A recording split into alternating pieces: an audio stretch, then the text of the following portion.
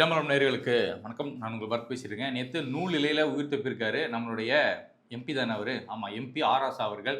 அதுக்கப்புறம் அம்பானியை காப்பாற்றுறதுக்காக இங்கே ஒன்றிய பாஜக சில சட்டத்தை அமுல்படுத்துறாங்கன்னு சொல்லி கனிமொழி அவர்கள் சில விஷயம் பேசியிருக்காங்க. இது சம்மந்தப்பட்டு பேசுறதுக்காக நம்ம கூட அரிசி அவர்கள் இணைஞ்சிருக்காங்க. பிரதர் வணக்கம்.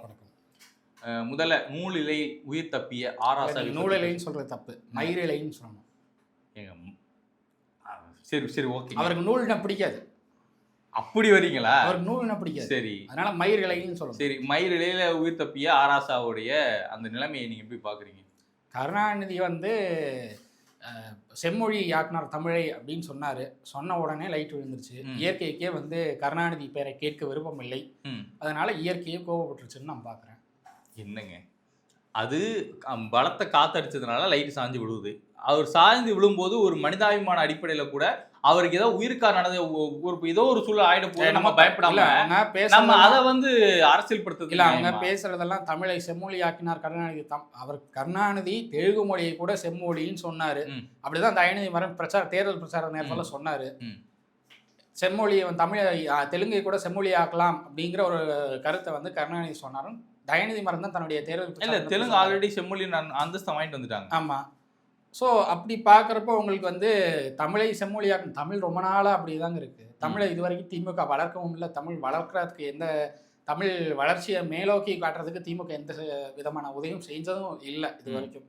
தமிழ்னு அவங்க சொல்லி சொத்து சேர்க்கிறாங்களே தவிர தமிழுக்காகவும் தமிழர்களுக்காகவும் ஒன்றுமே செஞ்சது கிடையாது. தமிழுக்காக எதுவும் செஞ்சதே கிடையாது நம்ம சொல்ல முடியாது இல்லை. ஏன்னா தமிழ் மொழி திருவள்ளுவருக்கு ஒரு சிலை அமைச்சிட்டா மிக முக்கிய பங்கு கருணாநிதிக்கு இருக்கு. கருணாநிதி இயற்கையாகவே நல்ல தமிழ் எழுதக்கூடிய, தமிழ் பேசக்கூடிய, தமிழின் சிறந்தபடி அவருடைய வாழ்க்கையிலேயே அவர் உள்வாங்கி திரைப்படங்கள வசனங்களும் சினிமா கதைகளும் எழுதிட்டா தமிழ் வளர்ச்சி அடைஞ்சிருமா? அது இங்கேயும் தமிழ் பயன்படுத்திருக்காரு தானே.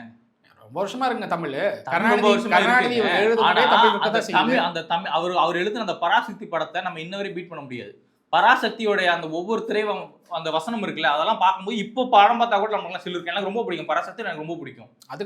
அதுக்கு முன்னாடியே பல்வேறு படங்கள் தமிழ் ஆனா அரசியல் கருத்தை இவ்வளவு வலுவா பதிவு பண்ணது முதல்ல பராசக்தியின் திரைப்படம் தான். அந்த படத்துல தான் அரசியல் கருத்துகள் மிக ஆழமா மக்களுக்கு புரியும்படி இருந்தது. ஏன் வச்சாரு? ஏன்னா ஆமாங்க, அவரோட அப்ப ஒன்றிய அரசு சுயநலத்துக்காக தமிழை பயன்படுத்தி கொண்டார் கருணாநிதி. அப்ப சுயநலத்துக்காக கூட பயன்படுத்துறோம், ஆனா தமிழ் தானே பயன்படுத்துற. அவர் ஹிந்தியை பயன்படுத்தலையே, அது ஒரு சந்தோஷம் தான், பிரச்சனையே இல்லை. சுயநலத்துக்காக தமிழை பயன்படுத்தி கொண்டாரே தவிர தமிழர்களுக்கும் தமிழுக்கும் அவர் எந்த தொண்டும் செஞ்சது கிடையாது.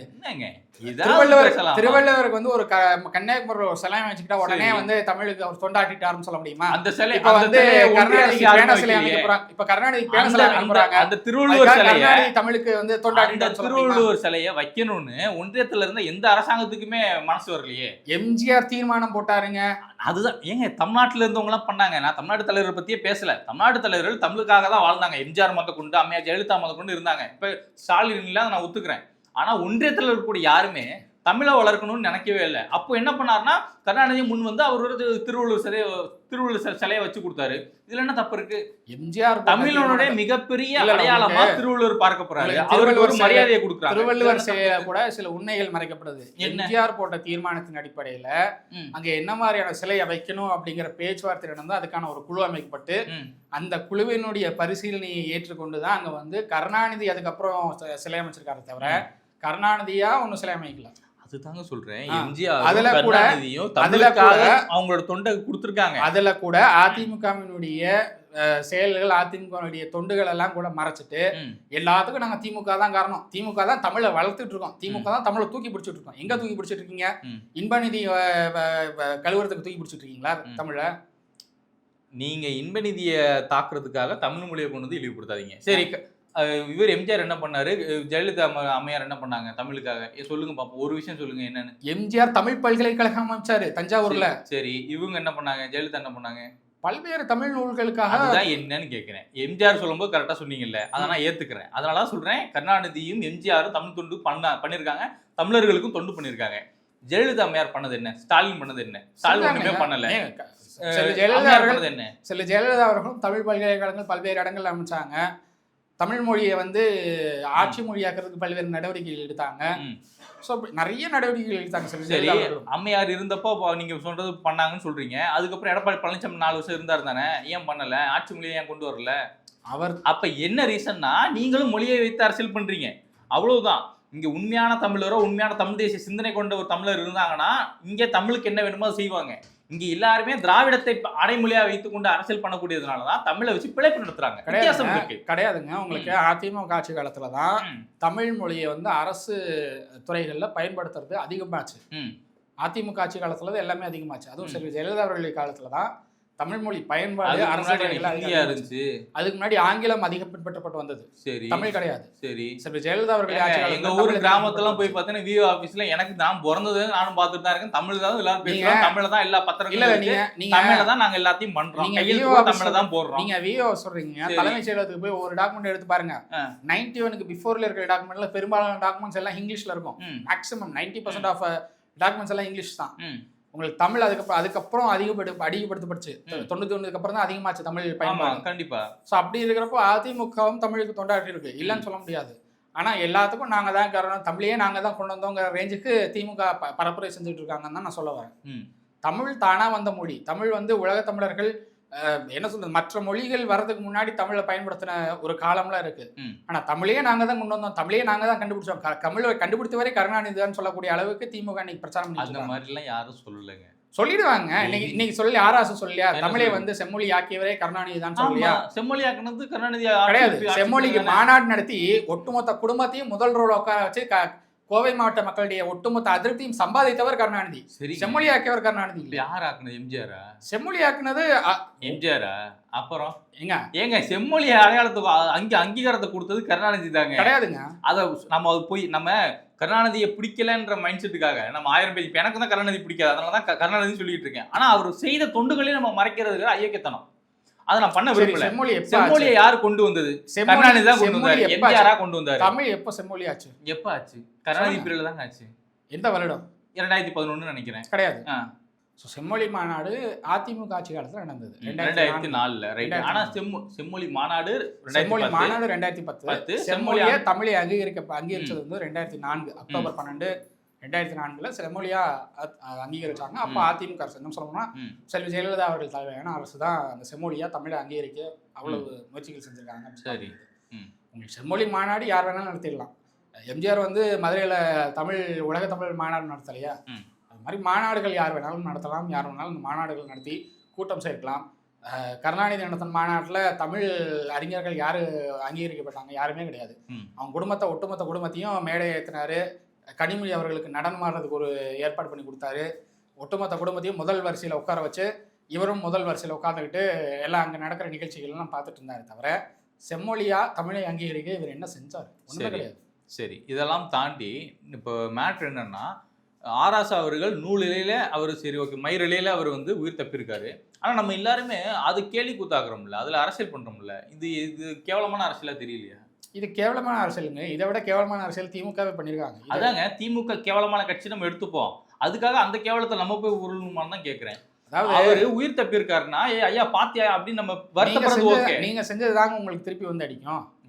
எந்த இடத்துல எங்க ஆராசா வந்து சொன்னாரு, அம்மையார் அவர்கள் ஹாஸ்பிட்டல் இருக்கும்போது கூட கருணாநிதி அவர்கள் என்னடா பண்றீங்கன்னு லெட்டர் எழுதினார், கடிதம் எழுதினார் அந்த நாட்டு மக்களுக்கு.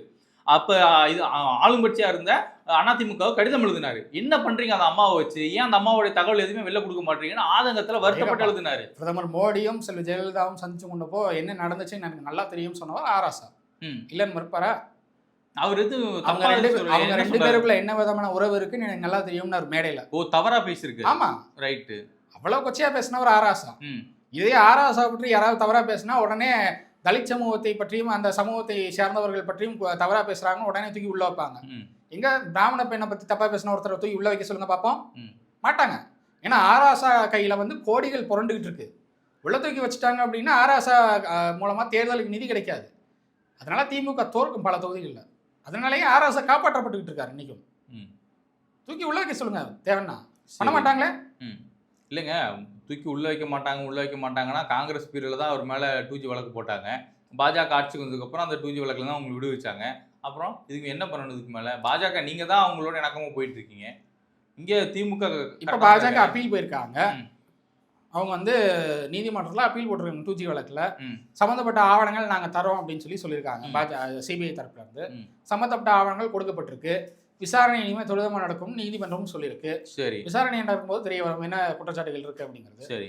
இப்போ ஆராசா ஓரம் வச்சிருவோம். கனிமொழி அவர்கள்ட்ட வருவோம். அவங்க நேத்து ஒரு மேடையில, அதாவது இன்னைக்கோ நேத்து ஈவினிங் நினைக்கிறேன், ஒரு மேடையில பேசிட்டு இருக்கும்போது, இங்க மத்திய அரசாங்கம் கொண்டு வரக்கூடிய, அதாவது அவங்க பாஷையில சொல்றேன், ஒன்றிய அரசு கொண்டு வரக்கூடிய எந்த ஒரு திட்டமா இருக்கட்டும் எல்லாமே இவங்க அம்பானி அதானியை காப்பாற்றுறதுக்காக தான் கொண்டு வராங்க. அதுவும் குறிப்பா இப்ப இந்த சட்டம் கொண்டு வந்தாங்க இல்லையா, வக்பு திருத்த சட்டம், அது கூட அம்பானியை காப்பாற்றுறதுக்காக தான் அவங்க கொண்டு வந்தாங்கலாம் சொல்றாங்க. இது எப்படி எடுத்துக்கிறீங்க?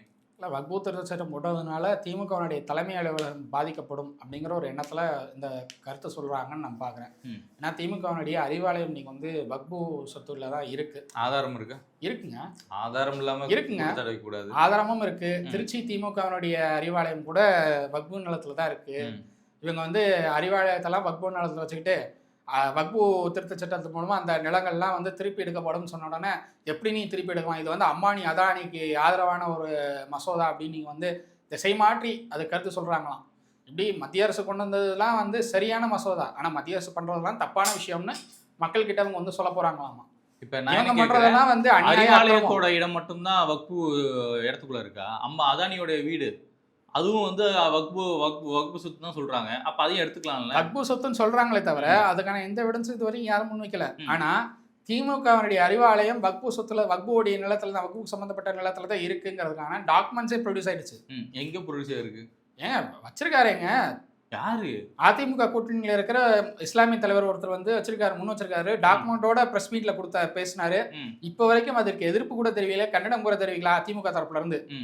அப்படிதான் இருக்கு. ஏன்னா அது ஃபேக்கா இருக்கும். உண்மையா இருந்தா தான் நாங்க பதறணும். பொய்ய வச்சு நாங்க என்ன பண்ணுவோம்? ஃபேக்கா இருந்துச்சுன்னா குதிச்சிருப்பாங்க, உள்ள தூக்கி வச்சிருப்பாங்க அவரை.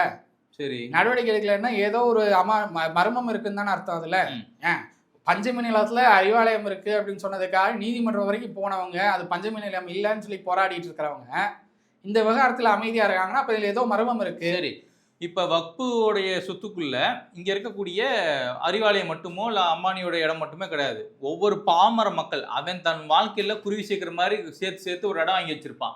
திடீர்னு அந்த இடத்த விற்க போலான்னு பார்க்கும்போது இடம் வாங்குறதுக்கு அவனுக்கு மட்டும் ஈஸியாக போயிடும். ஆனால் விற்கலான்னு போகும்போது மட்டும் அவனுக்கு அது வக்பு ஓடுக்குள்ள இருக்கு, அதனால இது உங்களால் விற்க முடியாது, இந்த சொத்தை நீங்கள் வக்புக்கு தான் கொடுத்தாங்கன்னு சொல்லி வக்பு கம்யூனிட்டியில் கொண்டு போய் நம்ம அங்கே போய் வாங்கிட்டு வர சொல்லுவாங்க, என்ஓசி போய் வாங்கிட்டு வர சொல்லுவாங்க.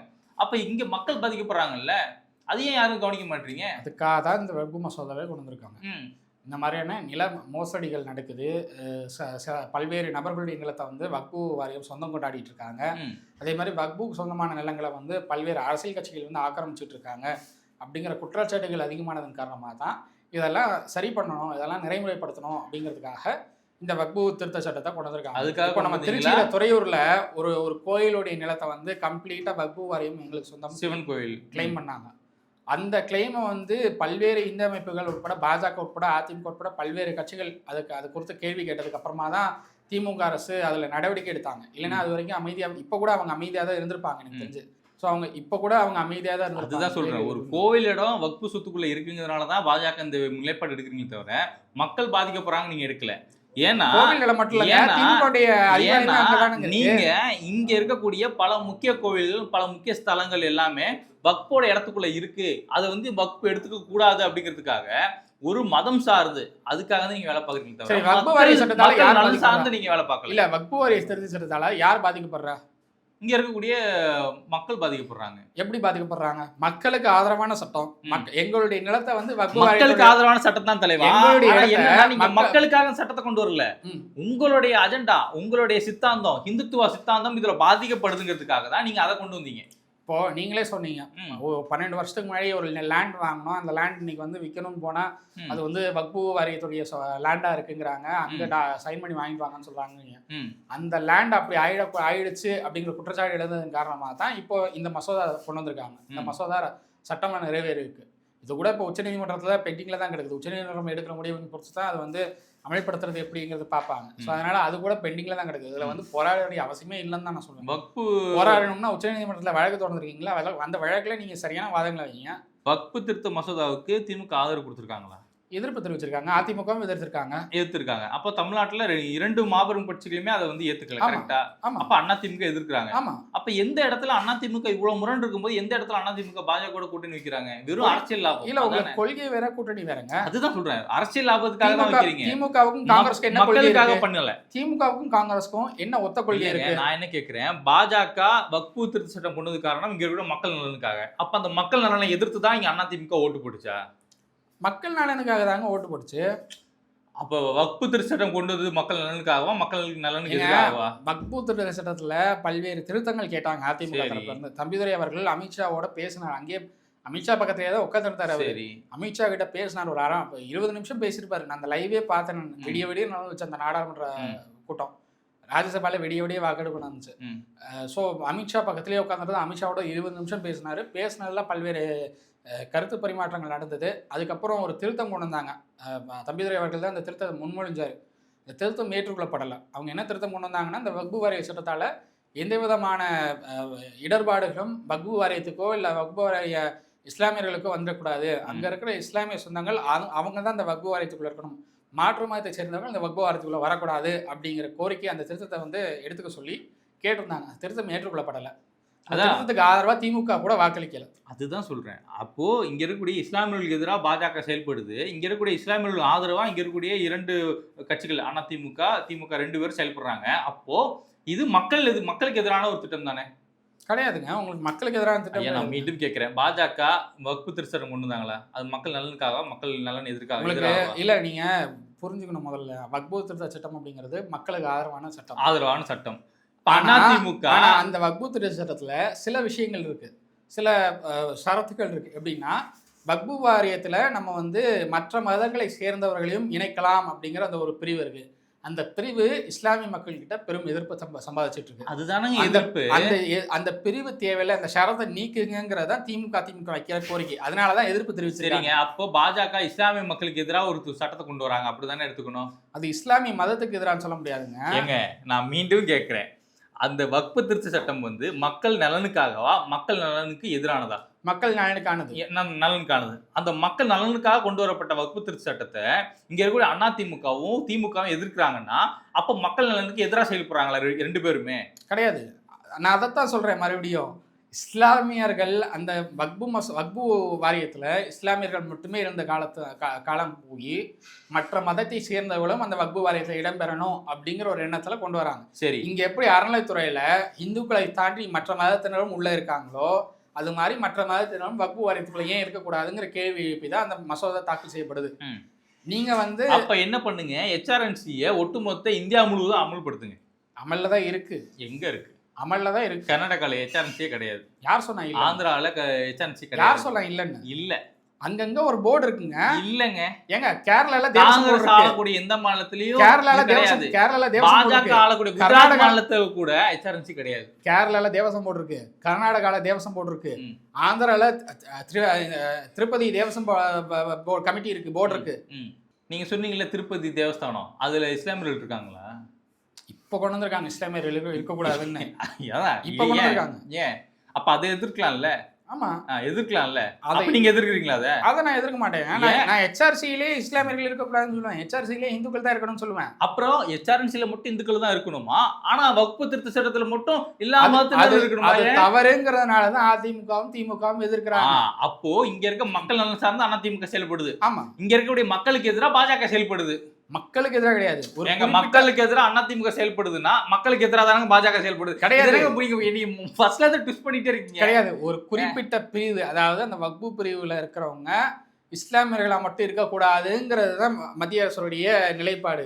இஸ்லாமியர்கள் மட்டுமே இருக்கணுங்கிறது அதிமுக திமுகவுடைய நிலைப்பாடு. அன்னைக்கு இது ஒரு சமூகத்தின்ற மாதிரி இருக்கு பிரதர் எனக்கு.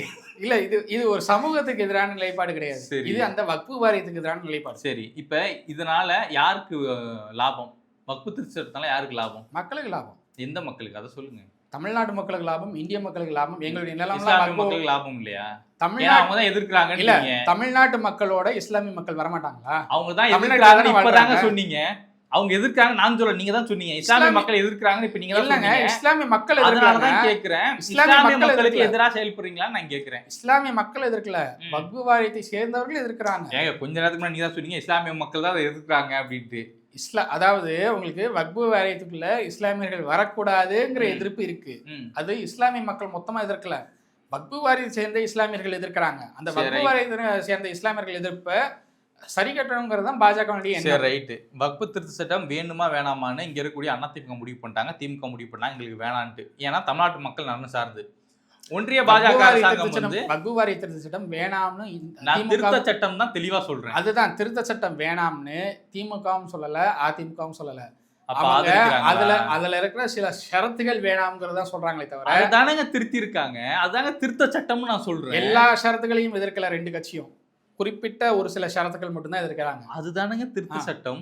அந்த திருத்த சட்டம்ங்கிறது ஒட்டுமொத்த எல்லா ஷரத்துகளும் சேர்ந்தது. சரி பிரதர், அதிமுகவும் திமுகவும் அதுல சில சரத்துக்களை திருத்திருக்காங்கல்ல, அது வேணான்னு சொல்றாங்க. ஏன்னா இங்க இருக்கக்கூடிய மக்கள் நலன் சார்ந்து இந்த அந்த இவங்க சொல்லக்கூடிய அந்த மக்களை எதிர்த்து பாஜக செயல்படுது. அப்படித்தானே? மக்கள் அதான் புரிஞ்சுப்பாங்கன்னு நினைக்கிறேன். பொறுத்திருந்து பார்ப்போம் என்ன நடக்குது அப்படின்னு. ஒருவேளை நீங்க சொல்ற மாதிரி அறிவாலயம் வக்ஃபு போர்டுக்குள்ள இருக்குதோ இல்லையா நமக்கு தெரியாது, அதுக்கான ஆதாரம் எங்கேயும் கிடையாது. அம்பானியோட வீடு வக்ஃபு வாரியத்துக்குள்ள அறிவாலயம் இல்லைன்னா பஞ்சமி நிலத்துல தான் அறிவாலயம் இருக்குன்னு சொன்னப்போ நீதிமன்றம் போய் குதிச்சு தள்ளவங்க இன்னைக்கு நீதிமன்றம் போலாமே, ஏன் போக மாட்டேங்கிறாங்க? நீங்க தொடர்ந்து அவதூறு பரப்பிட்டே இருப்பீங்க, அதுக்காக நாங்க எல்லாத்தையும் பண்ணிட்டு இருக்க முடியுமா? எடப்பாடி பழனிசாமி அவர்கள் மேல வழக்கு தொடுப்பீங்க, 2 கோடி ரூபாய் எனக்கு நஷ்டஈடு கொடுங்கன்னு கேட்பீங்க. ஆமா, ஏன்னா ஒரு எதிர்கட்சி தலைவர் அவர் வேலையை பாக்குறத விட்டு அவதூறு பரப்புற அவர் வேலை இல்ல. கரெக்டா? அவதூறு பரப்புனா யாரு பரப்புறாங்க தான் பார்க்க முடியும். ரோட்ல எல்லாரும் குலைக்கிறாங்கிறதுக்காக எல்லா நாயும் அடிக்க முடியும், அப்படி பண்ண முடியாது. நாயை மேய்க்கிறவன் தான் அடிக்க முடியும். அந்த மாதிரிதான் இதுக்கு மேல எப்படி ஆதீனம் ஒருத்தரை வந்து இன்னும் கொலை பண்ண பாக்குறாரு. ஐயா, அதுக்கான சிசிடிவி ஃபுட்டேஜ் வந்துருச்சு. அது வந்து கொலையே கிடையாது. அந்த டிரைவர் மேல வழக்கு பதிவு பண்றது எல்லாம் பண்ணிட்டு ஏங்க அது ஆக்சிடென்ட்ங்க. என்னங்க நீங்க கொலைன்றீங்க? அது ஆக்சிடென்ட். அதுல பார்த்தா இவர் போன வண்டி தான் வேகமா போகுது ரோட்டை கிராஸ் பண்ணி, அது ஆக்சிடென்ட் கிடையாதுங்கிறேன் நான். சரிங்க, எல்லாமே கிடையாதுங்க. ஒருத்தருந்து பார்ப்போம் என்ன நடக்குதுன்னு.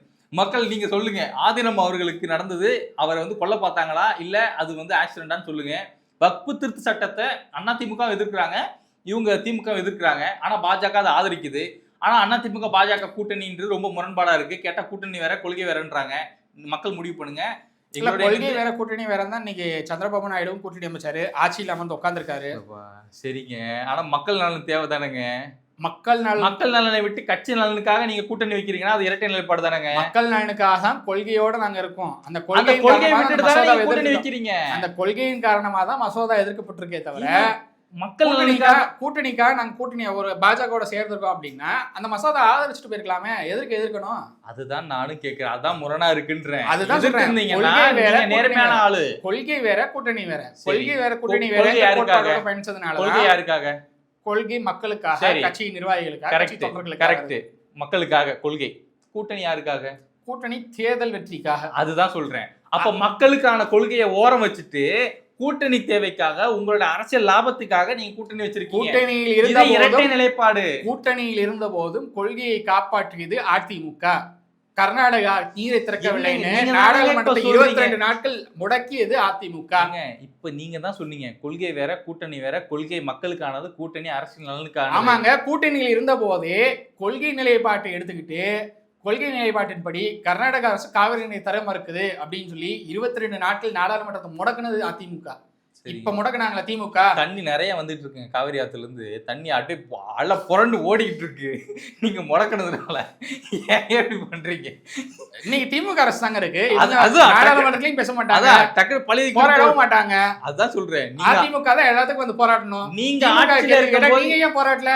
போன ஆட்சியில நாங்க நாடாளுமன்றத்தை முடக்கணுமே, உங்களால முடக்கணும் மாட்டா, நீங்க ஏன் போராடல? நீங்க மறுபடியும் அதிமுக ஆட்சியர் திமுக கேள்வி கேட்க மாட்டீங்க. ஏன்னா இன்னைக்கு இருக்கிற ஊடகங்கள் எல்லாரும் 200 ரூபாய்க்கு அடிமையாக இருக்கிற ஊடகங்கள். அதுதாங்க சொல்றேன், நீங்க நாடாளுமன்றத்தை முடக்கினதுனால இங்க தண்ணி பெருக்கெடுத்து ஓடிக்கிட்டு இருக்கு. சரி, நாடாளுமன்றத்தை முடக்கினதுனாலதான் கர்நாடக அரசோட துரிதமா பேசி நீராணையை திறந்து விட்டாங்க. இல்லன்னா கர்நாடக அரசு கிட்ட மத்திய அரசு சமரசம் பேசியிருக்க மாட்டாங்க இன்னைக்கு. சரி, அதான் சொல்றேன், நீங்க முடக்கினதெல்லாம் தண்ணி நிறைய வேற வருது. விவசாயிகள் எல்லாம் கொண்டாட்டத்துல இருக்காங்க. பொறுத்தது பாப்போம் என்ன நடக்குதுன்னு. ரொம்ப நன்றி பிரதர். நன்றி.